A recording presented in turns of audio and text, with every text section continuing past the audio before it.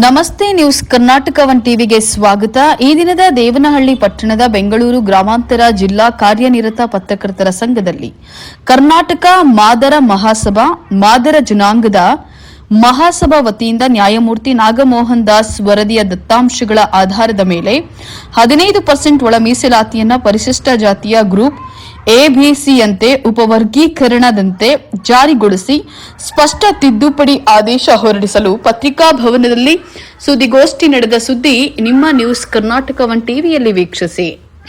ಸಾಮಾಜಿಕ ನ್ಯಾಯವು ಕೇವಲ ಘೋಷಣೆಯಲ್ಲ, ಅದು ಸಂವಿಧಾನಬದ್ಧ ಹಕ್ಕು.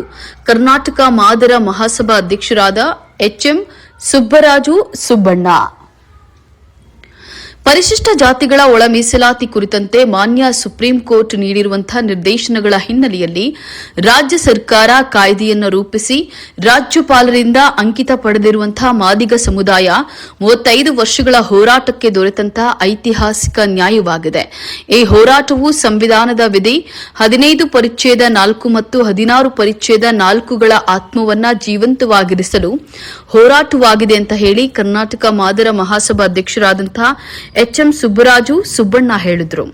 ಅವರು ಬೆಂಗಳೂರು ಗ್ರಾಮಾಂತರ ಜಿಲ್ಲೆ ದೇವನಹಳ್ಳಿ ಟೌನ್ ಪ್ರವಾಸಿ ಮಂದಿರದ ಮುಂಭಾಗದಲ್ಲಿರುವಂತಹ ಬೆಂಗಳೂರು ಗ್ರಾಮಾಂತರ ಜಿಲ್ಲಾ ಕಾರ್ಯನಿರತ ಪತ್ರಕರ್ತರ ಭವನದಲ್ಲಿ ಕರ್ನಾಟಕ ಮಾದರ ಮಹಾಸಭಾ ಮಾದರ ಜನಾಂಗದ ಮಹಾಸಭಾ ವತಿಯಿಂದ ನಡೆದಂತಹ ಪತ್ರಿಕಾಗೋಷ್ಠಿಯಲ್ಲಿ ಅವರು ಮಾತನಾಡುತ್ತಾ ರಾಜ್ಯದಲ್ಲಿರುವಂತಹ 56,342 ಖಾಲಿ ಇರುವಂತಹ ಹುದ್ದೆಗಳ ಭರ್ತಿಯನ್ನ ಒಳ ಮೀಸಲಾತಿಯ 15% ಹಂಚಿಕೆಯನ್ನ ಸ್ಪಷ್ಟವಾಗಿ ಅನ್ವಯಿಸಿ ಮಾತ್ರ ಕೈಗೊಳ್ಳಬೇಕು. ಉಪ ಗುಂಪುಗಳ ವಾರು ಹಂಚಿಕೆ ಹಾಗೂ ಪರಿಷ್ಕೃತ ರೋಸ್ಟರ್ ಜಾರಿಗೊಳಿಸಿ ಕಾನೂನು ಸಮರ್ಥನೆಗಳೊಂದಿಗೆ ನೇಮಕಾತಿ ಪ್ರಕ್ರಿಯೆಯನ್ನ ಆರಂಭಿಸಬೇಕು. ನ್ಯಾಯಾಲಯದ ಅಂತಿಮ ತೀರ್ಪಿಗೆ ಒಳಪಟ್ಟು ಪರಿಶಿಷ್ಟ ಜಾತಿಗಳಿಗೆ 2% ಹಾಗೂ ಪರಿಶಿಷ್ಟ ಪಂಗಡಗಳಿಗೆ 4% ಹುದ್ದೆಗಳನ್ನು ಪ್ರತ್ಯೇಕವಾಗಿ ಪರಿಗಣಿಸಿ ಭರ್ತಿ ಮಾಡುವ ಕುರಿತು ಸ್ಪಷ್ಟ ನಿರ್ಧಾರ ಕೈಗೊಳ್ಳಬೇಕು. 56% ಮೀಸಲಾತಿ ವ್ಯವಸ್ಥೆಯನ್ನ ಸಂವಿಧಾನದ 9ನೇ ಅನುಸೂಚಿಯಲ್ಲಿ ಸೇರಿಸಲು ಅಗತ್ಯ ಕ್ರಮ ಕೈಗೊಳ್ಳಿ. ಈ ಹಕ್ಕೊತ್ತಾಯಕ್ಕೆ ಸರ್ಕಾರ ತಕ್ಷಣ ಸ್ಪಂದಿಸದಿದ್ದಲ್ಲಿ ಮಾದಿಗ ಸಮುದಾಯವು ರಾಜ್ಯದಾದ್ಯಂತ ತನ್ನ ಹಕ್ಕುಗಳ ರಕ್ಷಣೆಗೆ ರಸ್ತೆಗೆ ಇಳಿದು ತೀವ್ರ ಹೋರಾಟ ನಡೆಸಬೇಕಾದಂತಹ ಅನಿವಾರ್ಯ ಪರಿಸ್ಥಿತಿ ಉಂಟಾಗುತ್ತದೆ ಅನ್ನೋದನ್ನ ಸ್ಪಷ್ಟಪಡಿಸುತ್ತಿದ್ದೇವೆ ಅಂತ ಹೇಳಿ ಸಂಬಂಧಪಟ್ಟವರಿಗೆ ಖಡಕ್ಕಾಗಿ ಎಚ್ಚರಿಕೆಯ ಸಂದೇಶವನ್ನ ಕರ್ನಾಟಕ ಮಾದರ ಮಹಾಸಭಾ ಅಧ್ಯಕ್ಷರಾದಂತಹ ಎಚ್ಎಂ ಸುಬ್ಬರಾಜು ಸುಬ್ಬಣ್ಣರವರು ಸುದ್ದಿಗೋಷ್ಠಿಯಲ್ಲಿ ತಿಳಿಸಿದರು. ಹಾಲಿ ಶಾಸಕರು, ಮಾಜಿ ಶಾಸಕರು, ಮಾಜಿ ಸಚಿವರುಗಳು, ಹಾಲಿ ಸಚಿವರುಗಳು ದಯವಿಟ್ಟು ಇದರ ಬಗ್ಗೆ ಧ್ವನಿ ಎತ್ತಿ ನಮ್ಮ ಸಮುದಾಯದ ಮಕ್ಕಳ ಭವಿಷ್ಯಕ್ಕಾಗಿ ತಾವು ತಮ್ಮ ರಾಜಕೀಯ ಬೇಕಾದ್ರೆ ತ್ಯಾಗ ಮಾಡೋಕ್ಕೂ ಸಿದ್ಧರಾಗಿರ್ಬೇಕಂತ ಹೇಳಿ ತಮ್ಮಲ್ಲಿ ಮನವಿ ಮಾಡ್ಕೊಳ್ತೇವೆ. ಇದೊಂದು ಸುಸಂದರ್ಭ ನಮಗೆ. ದಯವಿಟ್ಟು ಯಾವುದೇ ಕಾರಣಕ್ಕೆ ಯಾವುದೇ ಪಕ್ಷದವರ ರಾಜಕಾರಣಿಗಳಾಗಿರ್ಬೋದು, ನಿಮ್ಮ ಪಕ್ಷದ ಹೈಕಮಾಂಡ್ ದಯವಿಟ್ಟು ಒಳ ಮೀಸಲಾತಿಯನ್ನು ಒಳಪಡಿಸಿಕೊಂಡು ದಯವಿಟ್ಟು ನೇಮಕಾತಿಗಳು ಮಾಡಬೇಕಂತೇಳಿ ಮೂರೂ ಪಕ್ಷದ ಹಾಲಿ ಶಾಸಕರು, ಮಾಜಿ ಮಂತ್ರಿಗಳು, ಹಾಲಿ ಮಂತ್ರಿಗಳು ಜನರಲ್ಲಿ ದಯವಿಟ್ಟು ನಾನು ಮನವಿ ಮಾಡ್ಕೊಳ್ತೇನೆ. ಬಗ್ಗೆ 35 ವರ್ಷಗಳಿಂದ ನಮ್ಮ ಸಮುದಾಯದ ಹೋರಾಟಗಾರರು, ನಮ್ಮ ಸಮುದಾಯದ ಹಿರಿಯ ನಾಯಕರುಗಳು ಪ್ರಾಣ ತ್ಯಾಗ ಮಾಡಿ ಬೀದಿಗಳಲ್ಲಿ ಹೋರಾಟಗಳು ಮಾಡಿ ಕಷ್ಟ ಬಿದ್ದುಕೊಂಡು 35 ವರ್ಷಗಳಿಂದ ಸತತವಾಗಿ ನಮ್ಮ ಮಾದಿಗ ಸಮುದಾಯ ನೊಂದ್ಕೊಂಡೇ ಬರ್ತಾ ಇದೆ. ಆದರೆ ಇತ್ತೀಚೆಗೆ ಕಾಂಗ್ರೆಸ್ ಸರ್ಕಾರದಲ್ಲಿ ಒಳ ಮೀಸಲಾತಿ ಮಾಡ್ತೀವಿ ಅಂತೇಳಿ ನಾಗಮೋಹನ್ ದಾಸ್ ಅವರ ವರದಿಯನ್ನ ತರಿಸ್ಕೊಂಡು ಅದರಲ್ಲಿ ನಾಗಮೋಹನ್ ದಾಸ್ ವರದಿಯಲ್ಲಿ ಮಾದಿಗರಿಗೆ 6% ಒಲೆಯರಿಗೆ 5% ಮತ್ತೆ ಗೋವಿಲ್ ಅಂಬಾಣಿ ಪರ್ಚಾಕ್ ಅವರಿಗೆ 4%, ಅಲಮಾರಿಗಳಿಗೆ 1% ಅಂತ ನಾಗಮೋಹನ್ ದಾಸ್ ಅವರು ವರದಿ ಸಲ್ಲಿಸಿದ್ರು. ಅದನ್ನ ಯಾವುದೇ ರೀತಿಯಾಗಿ ಸರ್ಕಾರ ಪರಿಗಣಿಸದೆ ರಾಜಕೀಯ ದುರುದ್ದೇಶದಿಂದ ಯಾರೋ ಒತ್ತಡಕ್ಕೆ ಮಣಿದು ಅದನ್ನ 6 ಮತ್ತೆ 5 ಅಂತ ಮಾಡಿ ಅದನ್ನ ನಮಗೆ ಮೋಸ ಮಾಡಿರ್ತಾರೆ. ಮತ್ತೆ ಹಿಂದೆ ಈಗಿನ ಸರ್ಕಾರ ಸಹ ನಮಗೆ ಕೊಳ್ಳಿಡಿಯ ಕೆಲಸ ಮಾಡ್ತು. ಹಿಂದೆ ಸಹ ಮಾಧುಸ್ವಾಮಿಗಳು ಬಿಜೆಪಿ ಸರ್ಕಾರದಲ್ಲಿ ಮಾಧುಸ್ವಾಮಿ ಆಯೋಗವನ್ನು ಮಾಡಿ ಆಗಲೂ ಸಹ ನಮ್ದು 18% ಇದ್ದಂತ ರಿಸರ್ವೇಶನ್ ಅನ್ನ 24% ಮಾಡಿದ್ರು. ಎಸ್ಸಿಗಳಿಗೆ 15% ಇದ್ದಿದ್ದನ್ನ 17% ಮಾಡಿದ್ರು. ಎಸ್ಟಿಗಳಿಗೆ 3% ಇದ್ದಿದ್ದನ್ನ 7% ಮಾಡಿ ಅದನ್ನ ಸೆಂಟ್ರಲ್ ಗೌರ್ಮೆಂಟ್ಗೆ ಕಳಿಸದೆ ಇಲ್ಲೇ ಇಟ್ಕೊಂಡು ಅವರು ಸಹ ನಮಗೆ ಚಟ್ಟ ಕೆಲಸ ಮಾಡಿದ್ರು.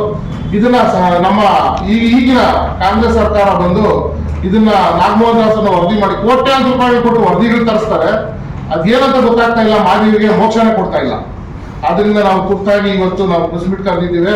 ಯಾಕಂದ್ರೆ ಇದು ನಮ್ಮ ಮಕ್ಕಳ ಭವಿಷ್ಯ. ಈಗ 54,630 ನೇಮಕಾತಿಗಳನ್ನ ಪ್ರಾರಂಭ ಮಾಡಿದ್ದಾರೆ. ಅದರಲ್ಲಿ ಒಳ ಮೀಸಲಾತಿಯನ್ನು ತಗೊಳ್ತಾ ಇಲ್ಲ. ಇದನ್ನ ನಾವು ಖಂಡನೀಯವಾಗಿ ಇಡೀ ಕರ್ನಾಟಕದ ಮಾದಿಗ ಜನಾಂಗ ನಾವು ಇದನ್ನ ನಾವು ವಿರೋಧ ಮಾಡ್ತಾ ಇದ್ದೇವೆ. ಯಾವುದೇ ಕಾರಣಕ್ಕೆ ಒಳ ಮೀಸಲಾತಿಯನ್ನು ತಾವುಗಳು ಸರ್ಕಾರದಲ್ಲಿ ಒಳ ಮೀಸಲಾತಿಯನ್ನು ತಾವುಗಳು ಏನಾದರೂ ಅಳವಡಿಸಿಕೊಂಡು ಏನಾದರೂ ನೇಮಕಾತಿ ಕೊಟ್ಟಿಲ್ಲ ಅಂದ್ರೆ ಇಡೀ ಮಾದಿಗ ಸಮುದಾಯ ಈಗ ಎಚ್ಚೆತ್ತುಕೊಂಡಿದೆ. ಮೂರು ಪಕ್ಷದ ಎಲ್ಲ ಯುವಕರು, ಇದರಲ್ಲಿ ಪಕ್ಷ ಅನ್ನೋದು ಯಾವುದೇ ಕಾರಣಕ್ಕೆ ಪಕ್ಷ ಇಲ್ಲ.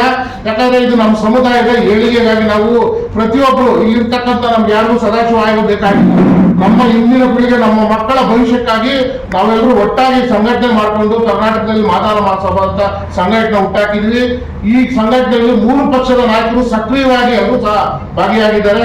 ನಮ್ಮನ್ನು ಸಹ ಜಿಲ್ಲಾ ಕಮಿಟಿಯಿಂದ ನಾವು ಇವತ್ತು ಪತ್ರಿಕಾ ವರದಿಯನ್ನು ಕರೆದಿದ್ದೇವೆ. ಯಾವುದೇ ಕಾರಣಕ್ಕೆ ಸರ್ಕಾರದವರು ಒಳ ಮೀಸಲಾತಿಯನ್ನು ಅಳವಡಿಸಿಕೊಂಡು ಈ ನೇಮಕಾತಿಯನ್ನು ಮಾಡಿಲ್ಲ ಅಂದ್ರೆ ಇಡೀ ಮಾದಿಗ ಜನಾಂಗ, ಇಡೀ ಕರ್ನಾಟಕ ರಾಜ್ಯವನ್ನು ಬಂದ್ ಮಾಡೋ ಕೆಲಸವನ್ನು ಮಾಡ್ತೀವಿ ಅಂತೇಳಿ ಸರ್ಕಾರಕ್ಕೆ ಎಚ್ಚರಿಕೆಯನ್ನು ಕೊಡ್ತಾ ಇದ್ದೇವೆ. ದಯವಿಟ್ಟು ಇದನ್ನ ಮಾನ್ಯ ಸಿದ್ದರಾಮಯ್ಯ ಅವರು SC STಗಳ ಬಗ್ಗೆ ಅವರಿಗೆ ಒಲವಿದೆ ಅಂತಾರೆ, ಮತ್ತೆ ಹಿಂದುಳಿದ ವರ್ಗದ ನಾಯಕರು ಅಂತ ಹೇಳ್ಕೊಳ್ತಾರೆ. ದಯವಿಟ್ಟು ಯಾರೋ ಒತ್ತಡಕ್ಕೆ ತಾವು ಮಣಿಯಬಾರದು. ಈ ಮಾದಿಗ ಸಮುದಾಯಕ್ಕೆ ತಾವು ಅನುಕೂಲ ಮಾಡಿಕೊಡ್ಬೇಕಂತ ನಿಮ್ಮ ಮೇಲೆ ನಾವು ವಿಶ್ವಾಸ ಇಟ್ಟಿದ್ವಿ. ಒಂದು ವೇಳೆ ನೀವು ವಿಶ್ವಾಸ ಇಲ್ಲದೆ ನಮ್ಮದೇನಾದ್ರೂ ಈ 54,600 ಚಿಲ್ಲರೆ ನೇಮಕಾತಿಯಲ್ಲಿ ಮೀಸಲಾತಿಯನ್ನು ಒಳ ಮೀಸಲಾತಿಯನ್ನು ಅಳವಡಿಸಿದ್ದೇ ಆಗದಿದ್ದಲ್ಲಿ ಉಗ್ರ ಹೋರಾಟವನ್ನು ಮಾಡಲು ನಾವು ಇಡೀ ಕರ್ನಾಟಕದ ಮಾದಿಗ ಸಮುದಾಯ ಮುಂದೆ ಬರ್ತೀವಿ ಅಂತ ಹೇಳ್ತಾ ಇದ್ದೀವಿ. ದಯವಿಟ್ಟು ನಿಮ್ಗೆ ನಾವು ಮನವಿಯೆಲ್ಲ ಎಚ್ಚರಿಕೆ ಗಂಟೆ ಕೊಡ್ತಾ ಇದ್ದೀವಿ. ಮುಂದಿನ ದಿನದಲ್ಲಿ ಇದರ ಪರಿಣಾಮವನ್ನ ಅನುಭವಿಸಬೇಕಾಗುತ್ತೆ ಅಂತ ಹೇಳಿ ನನಗೆ ಈಗ 2 ಮಾತು ಮಾತಾಡಲು ಅವಕಾಶ ಮಾಡಿಕೊಟ್ಟಂತೆ ಎಲ್ಲ ನಮ್ಮ ಮಾದಾರ ಮಹಾಸಭಾ ಜಿಲ್ಲಾ ಕಮಿಟಿ ಮತ್ತು ಎಲ್ಲ ನಮ್ಮ ಮುಖಂಡರುಗಳಿಗೆ ನಾನು ಅಭಿನಂದನೆ ಸಲ್ಲಿಸ್ತೇನೆ.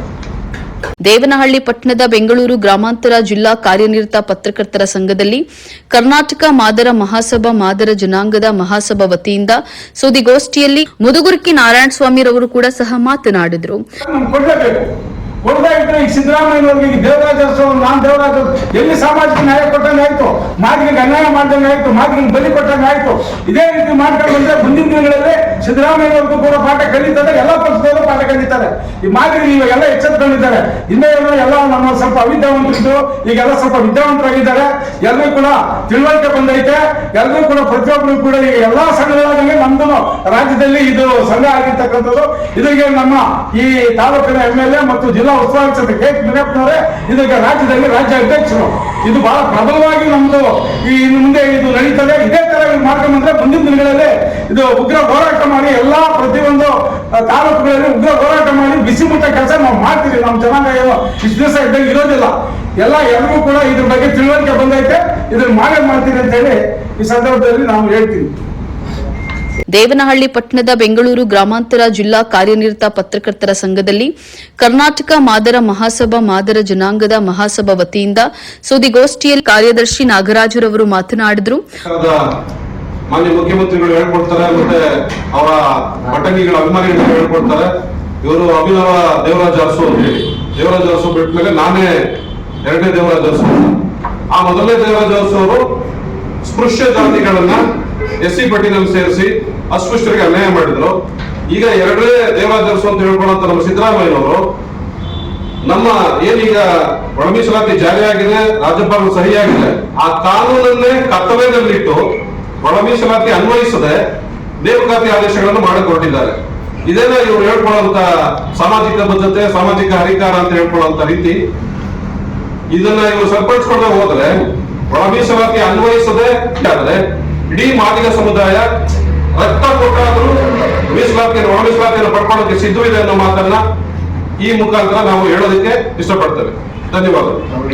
ಅವರು ಮತ್ತು ಕಾರ್ಯದರ್ಶಿಗಳಾದ ನಾಗರಾಜ್ ಅವರು ಹೇಳಿದಂಗೆ ಇದು ಸುಮಾರು ನಮಗೆಲ್ಲ ಗೊತ್ತಿದೆ, ಪತ್ರಿಕಾ ಮಾಧ್ಯಮದವರಿಗೆ 30-35 ವರ್ಷಗಳಿಂದ ನಮ್ಮ ಮಾದಿಗ ಸಮಾಜ ಒಳಮೀಸಲಾತಿಗಾಗಿ ಹೋರಾಟ ಮಾಡ್ಕೊಂಡು ಬಂದಂಥದ್ದು. 35 ವರ್ಷಗಳಿಂದ ಅನೇಕ ಮಹನೀಯರು ನಮ್ಮ ಮಾದಿಗ ಸಮಾಜದ ಮುಖಂಡರು ಹೋರಾಟಗಳನ್ನು ಮಾಡ್ತಾ ತಮ್ಮ ಪ್ರಾಣಗಳನ್ನು ಕಳ್ಕೊಂಡಿದ್ದಾರೆ. ಮತ್ತು ಅನೇಕ ಬೆಳಗಾವಿ ಆಗ್ಬೋದು, ಇಡೀ ಕರ್ನಾಟಕ ರಾಜ್ಯದಲ್ಲಿ ಹೋರಾಟಗಳು ಮಾಡ್ತಾ ಸರ್ಕಾರಗಳನ್ನು ಒತ್ತಾಯ ಮಾಡಿ ಏನು ನಾಗಮೋಹನ್ ದಾಸ್ ವರದಿ ಆಗ್ಬೋದು, ಸದಾಶಿವ ವರದಿ ಆಗ್ಬೋದು, ಮತ್ತೆ ಮಾಧುಸ್ವಾಮಿ ವರದಿ ಆಗ್ಬೋದು, ಎಲ್ಲಾ ವರದಿಗಳಲ್ಲೂ ಸಹ ಈ ರಾಜ್ಯದಲ್ಲಿ ಮಾದಿಗರು ಹೆಚ್ಚಿನ ಸಂಖ್ಯೆಯಲ್ಲಿದ್ದಾರೆ ಅಂತ ಹೇಳ್ಬಿಟ್ಟು ನಾಗಮೋಹನ್ ದಾಸ್ ಆಗ್ಬೋದು, ಸದಾಶಿವ ಆಗ್ಬೋದು 6.5% ರೆಕಮೆಂಡ್ ಮಾಡ್ತಂಥದ್ದು. ಆದ್ರೆ ಸರ್ಕಾರ ಮತ್ತು ABCD ಅಂತ ವರ್ಗ ಮಾಡಿ ನಾಗಮೋಹನ್ ದಾಸ್ ಅವರು ವರದಿಯನ್ನು ಕೊಟ್ಟಂತದ್ದು ಸರ್ಕಾರಕ್ಕೆ. ಆದ್ರೆ ಸರ್ಕಾರ ಯಾರ ಒತ್ತಡಕ್ಕೆ ಮಾಡಿತ್ತೋ ಏನೋ RR ಆಗಿ ಈಕ್ವಲ್ ಮಾಡಿ A-ಗೆ 6, B-ಗೆ 6, ಅದಕ್ಕೂ ನಾವು ಒಪ್ಕೊಂಡ್ವಿ. C-ಗೆ 5 ಅಲ್ಮಾರಿಗಳಿಗೆ 1% ಅಂತ ಅವ್ರಿಗೂ ಮೋಸ ಮಾಡುತ್ತೆ. ಅದಕ್ಕೆ ಸರ್ಕಾರಕ್ಕೆ ಸನ್ಮಾನ್ಯ ಸಿದ್ದರಾಮಯ್ಯ ಅವ್ರಿಗೆ ನಾವು ಎಚ್ಚರಿಕೆ ಸರ್ಕಾರಕ್ಕೆ ಎಚ್ಚರಿಕೆ ಕೊಡ್ತಾ ಇದ್ದೀವಿ. ನೀವೇನು ನಾಗಮೋಹನ್ ದಾಸ್ ಅವರ ವರದಿ ಪ್ರಕಾರ 6%, 5% ಪ್ರಕಾರ ನೀವು ನಮ್ಮ ಉದ್ಯೋಗಗಳನ್ನ ಭರ್ತಿ ಮಾಡಬೇಕು. ಇದಕ್ಕೇನು ಮಾತಿಕ ಏನಾದ್ರೂ ನೀವು ನಮ್ಗೆ ಮೋಸ ಮಾಡಿ ಮಾದಿಗ ಜನಾಂಗಕ್ಕೆ ಮೋಸ ಮಾಡಿದ್ದೆ ಆದ್ರೆ ನಾವು ಉಗ್ರವಾದ ಹೋರಾಟಗಳನ್ನ ಮಾಡೋದ್ರ ಮುಖಾಂತರ ಇಡೀ ಕರ್ನಾಟಕ ರಾಜ್ಯವನ್ನ ಸ್ತಬ್ಧ ಮಾಡ್ತೀವಿ ಮುಂದಿನ ದಿನಗಳಲ್ಲಿ. ಅದಕ್ಕೆ ತಾವು ದಯವಿಟ್ಟು ಈಗ ರಿಕ್ವೆಸ್ಟ್ ಅಂತ ತಿಳ್ಕೊಂಡ್ರೆ ಇದನ್ನ ತಾವು ದಯವಿಟ್ಟು ಏನು ಉದ್ಯೋಗಗಳನ್ನ ಭರ್ತಿ ಮಾಡೋದ್ರ ಮುಖಾಂತರ 57,000 ಸುಮಾರು ಉದ್ಯೋಗಗಳನ್ನ ಭರ್ತಿ ಮಾಡೋದ್ರ ಮುಖಾಂತರ ನಮ್ಮ ಮೀಸಲಾತಿ ಏನು 6% ತಾವು ಕೊಟ್ಟಿದ್ದೀರಿ, ಅದೇ ಪ್ರಕಾರ ನೀವು ನಮ್ಮ ಉದ್ಯೋಗಗಳನ್ನ ಸಹ ಭರ್ತಿ ಮಾಡ್ಬೇಕಂತ ಹೇಳ್ಬಿಟ್ಟು ತಿಳಿಸ್ತಾ, ಮುಂದಿನ ಕಾಂಗ್ರೆಸ್ ಸರ್ಕಾರ ಏನಾದ್ರು ಕರ್ನಾಟಕ ರಾಜ್ಯದಲ್ಲಿ ಬರ್ಬೇಕಾದ್ರೆ ನಿಮ್ಮ ಸರ್ಕಾರ ನೀವು ಇದನ್ನ ತಲೆನಲ್ಲಿ ಮಾಡಿಕೊಂಡು ನೀವು ಇದನ್ನ ಮಾಡಬೇಕು, ಅಪಾಯಿಂಟ್ಮೆಂಟ್ ಮಾಡಬೇಕು. ಇನ್ನು ಕರ್ನಾಟಕ ಮಾದರ ಮಹಾಸಭಾ ಮಾದರ ಜನಾಂಗದ ಮಹಾಸಭಾ ಸುದ್ದಿಗೋಷ್ಠಿಯಲ್ಲಿ ಅಧ್ಯಕ್ಷರಾದಂತಹ HM ಸುಬ್ಬಣ್ಣರವರು, ಉಪಾಧ್ಯಕ್ಷರಾದಂತಹ ವಿ ನಾರಾಯಣಸ್ವಾಮಿ, ಕಾರ್ಯದರ್ಶಿ ನಾಗರಾಜು, ಖಜಾಂಚಿ ಎಂ ವೆಂಕಟೇಶ್, ಕಾರ್ಯಕಾರಿ ಸಮಿತಿ ಸದಸ್ಯರುಗಳಾದಂತಹ Shrimati Shanthamma Maddurappa, V Lakshminarayan, Mahesh Kumar RV, M Hanumantharayappa, M Narayanaswamy, V Vijayakumar, R Shivanna, Gurappa, Murthy M, B Veeraiah ಇನ್ನಿತರರು ಸುದ್ದಿಗೋಷ್ಠಿಯಲ್ಲಿ ಉಪಸ್ಥಿತರಿದ್ದರು. ನ್ಯೂಸ್ ಕರ್ನಾಟಕ 1 ಟಿವಿ ಸಂಪಾದಕರು, ಬೆಂಗಳೂರು ಗ್ರಾಮಾಂತರ ಜಿಲ್ಲಾ ವರದಿ ಸೀತಾರಾಮ್.